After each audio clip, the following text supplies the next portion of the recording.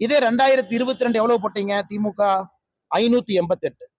2023 எவ்வளவு போட்டீங்க? 421. 2024 எவ்வளவு போட்டீங்க? 113. வெக்கமா இல்லையா?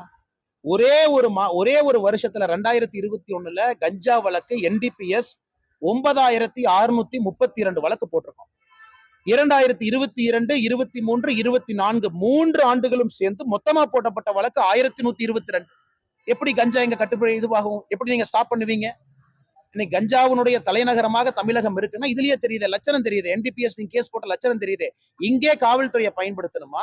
அதை விட்டுட்டு 350 பிஜேபியினுடைய வீட்டுல போய் காலையில இருந்து நான் கைது பண்ணி சிறையில வைப்பேன். வெக்கமா இல்லையா உங்களுக்கு எல்லாம்? இதுல வீரவசனம் அமைச்சர் சேகர் பாபு அவர்கள், ரகுபதியை போன்றவர்கள் வெக்கமே இல்லாம வீரவசனம் பேசிக் கொண்டு தெரிகின்றார். அதனால இரும்பு கடம் கொன்று அடக்குவன்னு முருக பக்தர்கள் மீது கை வச்சீங்கன்னா நீங்க இருக்க மாட்டீங்க. இன்னைக்கு நான் தெளிவா சொல்ற கேட்டு, எங்களுக்கும் தெரியும் எப்படி உங்களை அடக்க வேண்டும், எங்களுக்கு தெரியும், பொறுத்துக்கிட்டு இருக்கும். தார்மீக ரீதியா கோர்ட் என்ன அனுமதி கொடுத்திருக்காங்களோ அதுபடி இது நடந்துகிட்டு இருக்கு. இத்தனைக்கும் நான் அந்த இடத்துக்கு போக கூட இல்லை.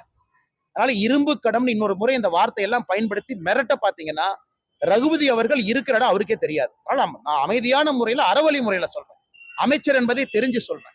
இந்த மிரட்டுறது உருட்டுறதெல்லாம் கரைவேட்டி கட்டிருக்கிற திமுக காரங்கிட்ட இன்ப நிதிக்கு போஸ்ட் அடிச்சு ஓட்டுறவங்க சொல்லிக்கங்க. எல்லாம் முருக பக்தர்களை பார்த்து அமைதியான முறையில் அறவழி அத்தனை பேர் சேர்ந்தாங்க. என்ன பண்ணாங்க? பச உடைச்சாங்களா? தீ வச்சு கொளுத்தாங்களா?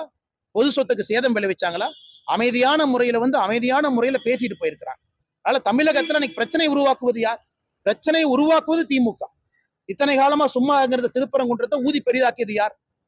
நவாஸ்கனி போறதுக்கு அங்க என்ன ரைட்ஸ் இருக்கு? அங்க போய் மாமிசம் சாப்பிடறதுக்கு என்ன ரைட்ஸ் இருக்கு? அதையெல்லாம் பார்த்து மேல நீங்க கைது பண்ணீங்களா, நடவடிக்கை எடுத்தீங்களா? காரணம் அப்பீஸ்மெண்ட், மைனாரிட்டி கம்யூனிட்டி அப்பீஸ்மெண்ட் ஓட்டு எனக்கு வேணும், அப்பதான் அவங்க ஓட்டு போடுவாங்க. அதற்கு அக்கறை சொல்லக்கூடிய திராவிட முன்னேற்ற கழகம் அமைதியான முறையில இந்து பக்தர்கள் வந்தா, முருக பக்தர்கள் வந்தா ஏன் கை வைக்கிறீங்க? இதைத்தான் நான் திரும்ப கேட்கிறேன். அதனாலதான் விலாவரியா சொல்ல வேண்டிய ஒரு கடமை பிரிவி கவுன்சில் தீர்ப்புல இருந்து. அதனால காவல்துறை NDPS கேஸ் அங்க அனுப்புங்க. வெறும் 1122 கேஸ் போட்டு வச்சிருக்காங்க 3 வருஷத்துல. ஒரே வருஷம் 9632 அங்க போடுங்க, சந்தோஷப்படுறோம். அந்த வீரவசனத்தை பிஜேபி தலைவர்கள் மீது, தொண்டர்கள் மீது காட்டாது.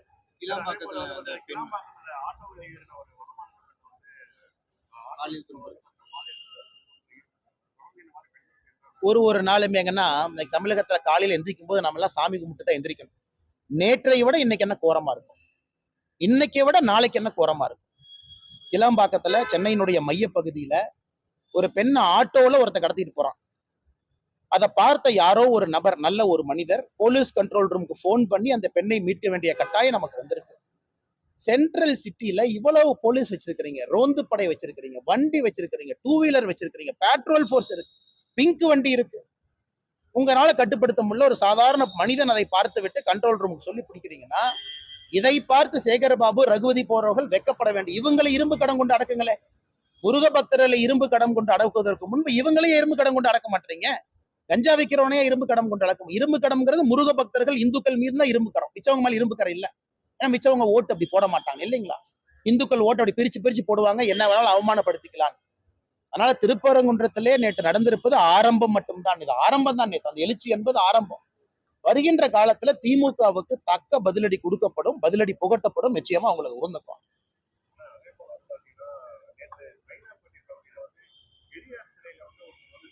அது தவறுனே. நான் ஏற்கனவே சொன்னது போலதான், பெரியாரின் மீது உடன்பாடு இல்லை, கோயிலுக்கு வெளியே அந்த வாசகத்தை வச்சிருக்கிறாங்க, உடன்பாடு இல்லை, அதை எடுத்துட்டு போய் பொது இடத்துல வச்சிடறோம்.